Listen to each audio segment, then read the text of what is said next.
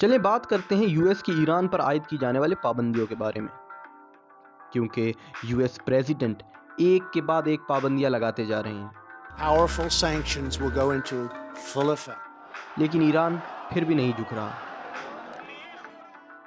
کسی ذرائع کے مطابق یو ایس نے ابھی تک سب سے زیادہ پابندیاں ایران پر عائد کی ہیں۔ اگر ہم نارتھ کوریا، کیوبا، وینزویلا اور لیبیا کی پابندیوں کو ملا بھی لیں تب بھی ایران کی سینکشنز ان سے زیادہ ہیں۔ تو کیا ہیں یہ پابندیاں اور کیا یہ ایران کو کمزور بھی کر پا رہی ہیں؟ آج کی اس ویڈیو میں یہی جانیں گے۔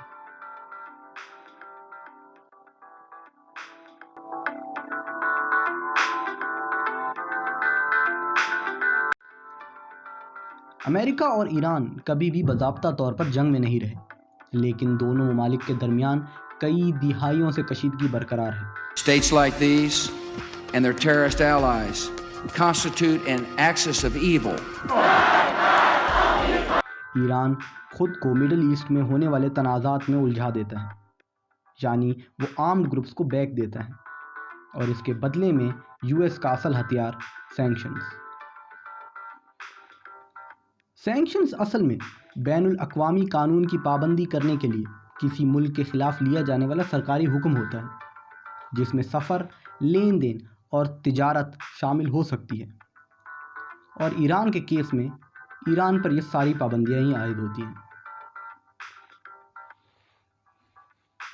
کسی بھی قسم کا ٹرانزیکشن جس سے ڈائریکٹلی اور انڈائریکٹلی ایرانی حکومت یا اس کی کسی ایجنسی یا کسی بھی فرد کو فائدہ ہو جو اس سے ڈائریکٹلی یا انڈائریکٹلی وابستہ ہو، امریکی قانون کے تحت ممنوع ہے۔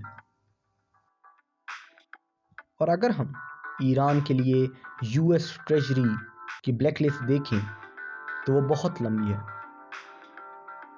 سب سے بڑی پابندی عائد ہوتی ہے ایران کے سب سے بڑی انڈسٹری پر جو ہے آئل، اور دوسری پابندی عائد ہوتی ہے ایران کے ساتھ کسی بھی طرح کی مالیاتی لین دین پر، پلس اس کی تمام سٹیل، مائننگ، کول سیکٹرز، یہاں تک کہ بہت سے افراد، منسٹرز جو ایران کی حکومت کا حصہ ہیں، banks, insurance, construction companies, ships اور ایئر کرافٹس پر۔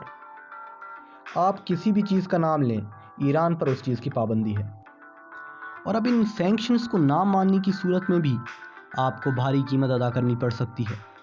یو ایس گورنمنٹ کسی بھی شخص یا کمپنی پر $1 ملین تک کا جرمانہ اور 20 سال جیل کی سزا دے سکتا ہے، چاہے وہ ملک کوئی بھی کیوں نہ ہو، کیونکہ یو ایس ڈالر اتنا مضبوط ہے اور تقریباً تمام ٹرانزیکشنز ڈالر میں ہوتی ہیں، اور کسی بھی یورپین کمپنی یا اس کے علاوہ کسی بھی ملک کا ایران کے ساتھ کسی بھی طرح کا بزنس کرنا ان کو بڑا نقصان دہ ثابت ہو سکتا ہے۔ اس کی اہم صنعتوں پر پابندیاں لگانے اور دوسرے ممالک کے ساتھ تجارت سے روکے جانے پر ایران دنیا کی سب سے الگ تھلگ معیشتوں میں سے ایک بن چکا ہے۔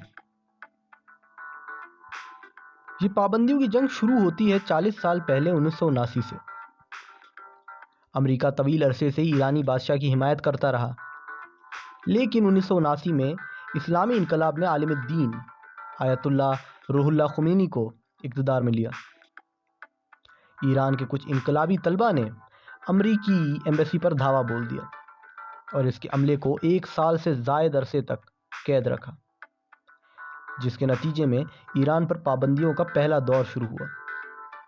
امریکہ نے ایران حکومت کے اربوں ڈالر کے اثاثے منجمد کر دیے، اور یہ صرف شروعات تھی، اور اگلی کئی دہائیوں سے انسانی حقوق کی خلاف ورزیوں پر ایران پر مزید انٹرنیشنل سینکشنز لگی۔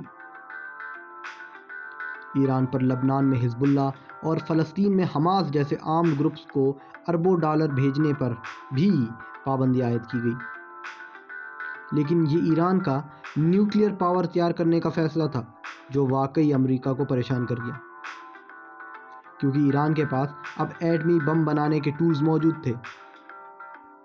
2003 سے ایران، یونائٹڈ اسٹیٹس اور اس کے یورپین الائز کے درمیان ایک نیوکلیئر کرائسس پیدا ہوا، جب یہ انکشاف ہوا کہ ایران کے پاس 2 نیوکلیئر فیسلٹیز ہیں جن کا ایران نے IAEA کو انفارم نہیں کیا۔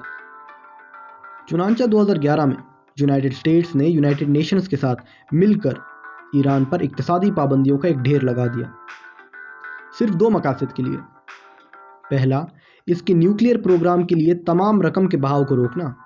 دوسرا، ممکنہ طور پر سفارتی معاہدہ کرنے کے لیے ایران پر دباؤ ڈالنا، جو پلان یونائٹڈ اسٹیٹس کے لیے کام کر گیا۔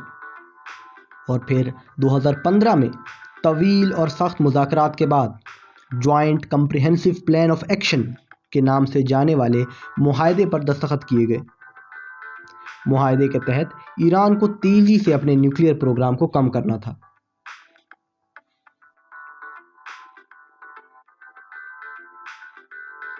We've achieved this historic progress through diplomacy, without resorting to another war in the Middle East. لیکن سچ یہ ہے کہ بہت سے امریکن لا میکرز، ریپبلکن پارٹی خاص طور پر، انہیں اس بات پر بالکل بھی بھروسہ نہیں تھا کہ ایران اپنے اس معاہدے پر برقرار رہے گا۔ تو جیسے ہی ڈونلڈ ٹرمپ صدر بنے تو وہ اس معاہدے سے پیچھے ہٹ گئے۔ I am announcing today that the United States will withdraw from the Iran nuclear deal. تمام پرانی پابندیاں واپس عائد کی گئی اور ایرانی افراد اور کمپنیز کے خلاف 700 سے زیادہ نئے پابندیاں جاری کیے گئے، جسے ٹرمپ ایڈمنسٹریشن نے میکسیمم پریشر کمپین کا نام دیا۔ تو اب سوال یہ اٹھتا ہے کہ کیا U S sanctions program Iran پر کام بھی کر پا رہا ہے؟ ایرانیوں کا کہنا ہے کہ جب امریکنز اس معاہدے کے ڈیل سے پیچھے ہٹ چکے ہیں تو پھر ہم کیوں اب تک اس ڈیل پر برقرار ہیں؟ چنانچہ انہوں نے اب کچھ نچلی سطح پر نیوکلیئر ایکٹیویٹی دوبارہ شروع کر دی ہے، اور یہ سینکشنز ایران کے اکانومی کو تباہ کرنے میں کامیاب رہے، لیکن ایرانینز نہیں جھکے۔ پابندیوں کے طویل عرصے نے ایرانیوں کو اس قابل بنا دیا ہے کہ وہ خود ہی اپنے ملک میں ڈومیسٹک پروڈکٹس مینوفیکچر کر لیتے ہیں، جو چیز وہ باہر سے امپورٹ نہیں کر سکتے۔ اور پھر جب نئی پابندیاں لگتی ہیں تو معیشت پھر اس کا متبادل ڈھونڈنا شروع کر دیتا ہے، اور 3-4 سالوں میں اکانومی پھر سے خود کو سٹیبل کر لیتی ہے۔ اب کیا ایران مزید اس انسٹیبلٹی کو سروائیو کر سکتا ہے؟ مجھے غلط مت سمجھیے گا، ایران کو اب بھی کافی سپورٹ حاصل ہے، لیکن ایران میں ہونے والے حالیہ مظاہروں نے ایرانی حکومت کے فیصلوں کے خلاف عدم اطمینانی کا اظہار کیا ہے۔ Anger, frustration, and growing concern in Tehran. یہ مظاہرے اس وقت شروع ہوئے جب ایران کی حکومت کی جانب سے اکانومی کو بڑھانے کے لیے فیول کی قیمتوں میں اضافہ کیا گیا۔ نومبر میں ہزاروں لوگ گرفتار ہوئے، اور ہیومن رائٹ گروپس کا کہنا ہے کہ 300 سے زائد لوگ مارے گئے، اور ایک وقت پر ٹوٹل انٹرنیٹ شٹ ڈاؤن تھا۔ لیکن اب تک ایران پر یو ایس کے پیچیدہ سینکشنز کے جال کی کوئی بھی پیش رفت سامنے نہیں آ پا رہی، لیکن ایران خود کو اس سینکشن سے چھڑانا چاہتا ہے۔ اب جو ایران پر ان پابندیوں کے حق میں ہے، ان کا کہنا ہے کہ اگر یہ سینکشنز نہ ہوں گی تب ایران کچھ بھی کر سکتا ہے، یعنی ایک ایکچول وار، جو نہ ہی یو ایس، نہ ایران اور نہ ہی کوئی بھی اور ملک چاہتا ہے۔